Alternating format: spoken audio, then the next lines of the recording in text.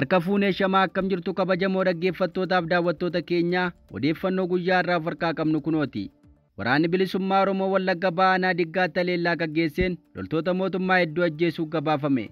Humna waraanaa mootummaa PP waliin waggootaaf waraana jabaa keessa akka jiru WBOn guyyaa gara guyyaatti haleellaa gaggeessuu jabeessuu himeera.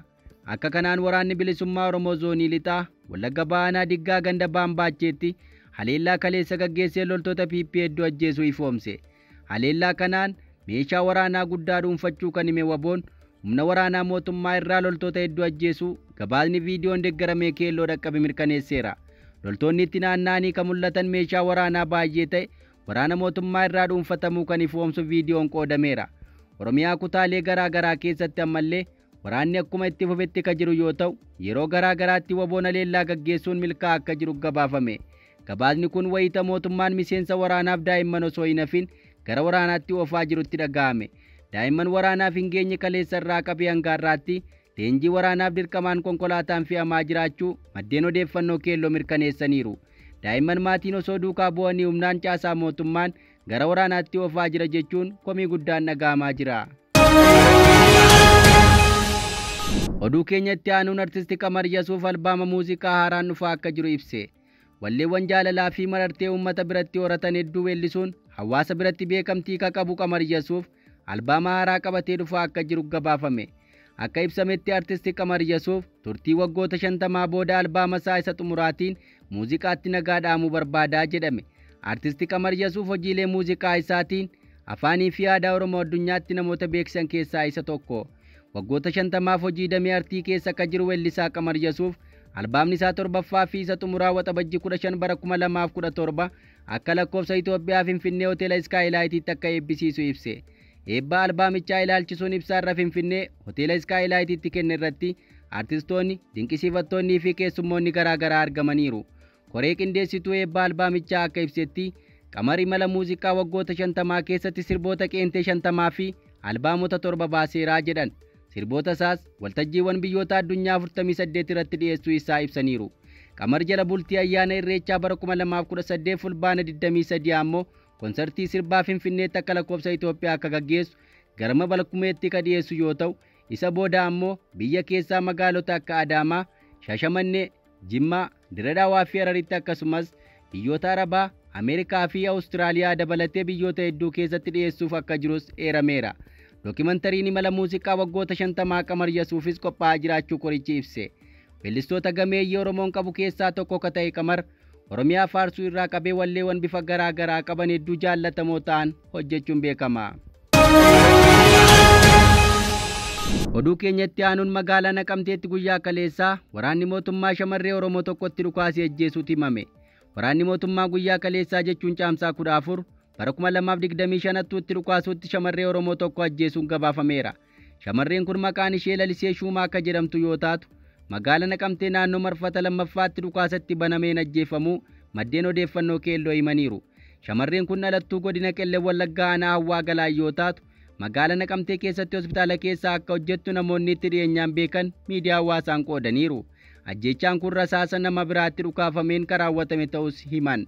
Ajjeechaan namoota nagaarra ga'u guyyaa gara guyyaatti hammaataa akka deeme yoo ta'u qaamoleen mootummaa abbaa ajjeesuu barbaadan akka fedhanitti kan ajjeesan ta'uu karaa adda addaa himama.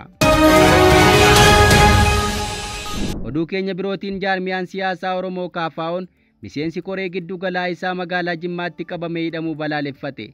Hidhaan qaamolee siyaasaa karaa nagaa gaggeessan irra ga'uun Itoophiyaa keessatti haaraa ta'uu baatus haalli kun ammallee itti fufuu isaa gabaasni arganne kun ni ifoomsa. Akka kanaan jaarmiyaan siyaasaa Oromoo KFO'n miseensa koree giddu galeessaa isaa qaamolee mootummaan magaalaa Jimmaatti hidhamuu balaaleffachuun miidiyaa dhuunfaa isaa hubachiiseera.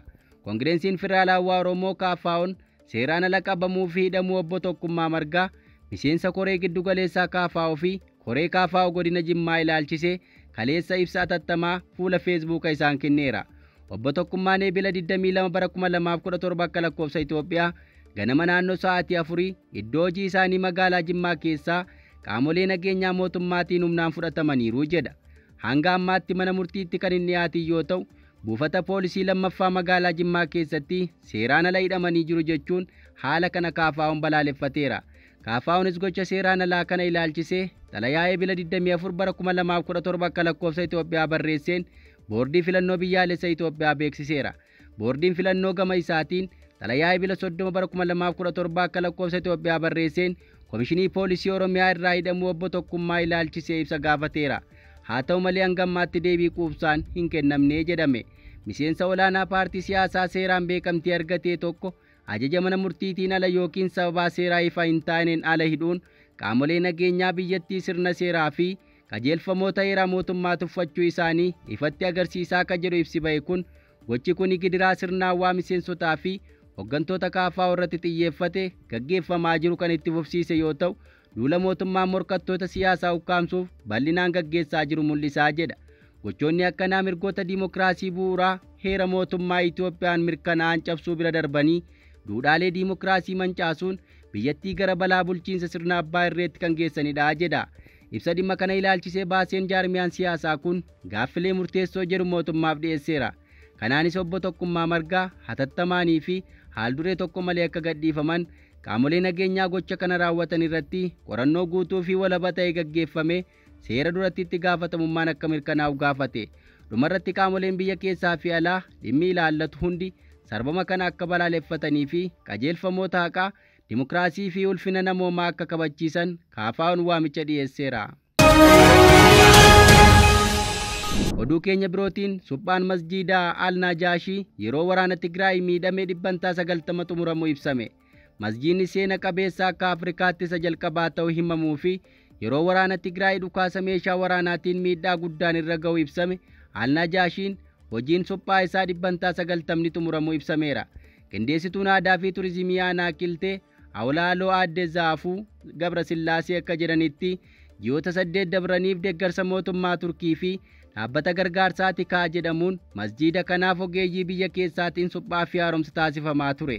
Miidhaan dhukaasa meeshaa waraanaa cimaan qaama masjiidichaa fi mana keessummootaa irra ga'e hamaa ta'us hojiin haaromsaa fi suphaa irra caalaan isaa yeroon xumuramuu isaa qindeessituun kun dubbachuu isaanii fi odeeffannoo Deutsche Wellen gabaase irraa argame ni mul'isa. Hojiin hafee guyyoota muraasa keessatti ni xumuramaa jedhamee kan eegamu ta'uu kan akeekan itti gaafatamtuun kun qulqullinni hojii suphaa kanaas ogeeyyiin yuunivarsiitii Maqalee hooggantoota sadarkaa hundarra jiranii fi miseensota hawaasaatiin mirkanaa'uu isaa beeksisaniiru. Waggaa tokko dura mootummaa Turkii masjiida Al-Najaashii suphuuf deeggarsa maallaqaa fi teeknikaa barbaachisaa ta'e kennuuf waliigaltee irra ga'uu isaa ministeerri turizimii beeksisuun ni yaadatama. Oduu keenya itti aanuun boordiin filannoo Itoophiyaa TPLF galmee isaa irraa haquu yoo beeksisutti Dabratsiyoon Gabra Mikaa'el ajajaa waraana waliigalaa Eertiraa waliin suurri kaafame marsaa miidiyaa hawaasaan qoodame. Adda bilisa baasa uummata Tigraay galmee isaa irraa haquu boordiin filannoo biyyaalessaa Itoophiyaa kaleessa beeksise. Kanaanis guyyaa kaleessaa irraa eegaluun TPLF akka paartiitti biyyattii keessatti beekamtii kan hin qabne ta'uu mirkanaa'eera. Abut gocha waraanaa keessatti hirmaachuu hordofee boordiin filannoo biyyaalessaa Itoophiyaa akkaataa labsii lakkoofsa 1162 muraa bara 2011 keeyyata 98tiin beekamtii isaa haquu kan yaadatamudha. Haa ta'uutii waliigaltee Piriitooriyaa booda paartichi irra deebiin bifa addaan beekamtii akka argatu yaaliin garaagaraa taasifamaa turuu himeera. Tattaaffiin taasifamaa ture milkaa'uu dhabuu isaan boordiin filannoo biyyaalessaa Itoophiyaa walgahii caamsaa 5 bara 2017 akka lakkoofsa Itoophiyaa gaggeesseen addi bilisa baasa uummata Tigraay paartii siyaasaa keessaa akka haqamu murteesseera. Murtiin kun uummataaf akka ifoomuu fi akkaataa labsii 1162 muraa 2011 keeyyata 99tiin hojiirra akka oolu ibseera. Kun wayita ta'utti dursaan TPLF duraanii Dr. Dabratsiyoon Gabra Mikaa'el ajajaa waraana waliigalaa Eertiraa Jeneraal Filiiphoos waliin marii osoo taasisuu suuraan argame marsaa miidiyaa hawaasaan qoodameera. Tarii haalli kun TPLF fi Eertiraan walitti dhufeenya waraanaa tolfachuun lolaaf of qopheessaa jiru shakkii jedhu namootatti uumeera. Oduu keenya dhumaatiin Israa'el Filisxeemonni Gaasaa gadhiisanii akka ba'an ajajje. Israa'el haala ergaa waraanni eegalee argamee hin beekamneen Filisxeemonni hedduun Gaasaa gadhiisanii akka ba'aniif ajaja dabarsite. Raayyaan ittisaa Israa'el magaalaa Gaasaa haleellaadhaan barbadaa'ee kan nageenyi isaa hin mirkanoofne jechuun kan adda baase yoo ta'u, jiraattonni magaalicha keessa jiraatan haleellaa cimaa raawwatamuuf karoorfameen dura nageenyi isaaniitiif jecha naannicha gadhiisuun akka ba'aniif itti himameera. gamoowwan Israa'eliin adda baafaman keessaa gamoowwan Yuunivarsiitii Islaamummaa, Hospitaalli Al-Shifaa fi manneen barnootaa duraanii 3 keessatti argamu. Israa'el Hamaas gamoowwan kanneen akka jiddu gala ajajaa fi to'annootti itti fayyadamaa akka jirtu eeruun himatti. Aangaa'onni naannichaa fi dhaabbileen gargaarsaa gama isaaniitiin iddoowwan kanneen keessa namoota nagaa kumaatamaan lakkaa'amanitu daatee jiraataa jedhu. Namoonni iddoowwan kanneenii gadhiisisuuf yeroon akka barbaachisu kan ibsan yoo ta'u, murteen kun namoota hedduurraan miidhaa qaqqabsiisuu akka danda'u akeekkachiisaniiru. Tarkaanfiin kun Israa'el Gaazaa keessatti duula waraanaa cimaa babal'isuuf akka jirtu mallattoo yaaddessaadha. Ministeerri dhimma alaa duraanii Israa'el Ehud Olmerti lammiilee Israa'el maqaa gaarii kanneen yaada Gaazaa keessatti duula waraanaa babal'isuu morman muraasa keessatti argamu. Olmerti gaaffiif deebii madda oduu kanaa BBC waliin taasisaniin irra caalaan Israa'elotaa waan amma ta'aa jiru kana ni mormu. Ajajoonni waraanaa baay'eenis duula babal'isuu ni mormu. Waraanichi amma akka dhaabbatu barbaadu jedhaniiru. Ministeerri muummee Israa'el Beniyaamin Netanyahuun irratti qeequmsa cimaa fi irra deddeebiin ka dhiyeessan Olmerti ilaalcha waraanni baatiiwwan 20f gaggeeffame dhiibbaa haamilee dinagdee biyyattii fi ejjennoo idil addunyaa irratti qabaatu irratti yaaddoo akka qaban kan agarsiisudha. Egaa dhaggeeffattoota keenyaa odeeffannoon irraa of harkaa qabnu kanan gammaa dhaggeeffattan ture qophii keelloo hafe waliin turtii gaarii.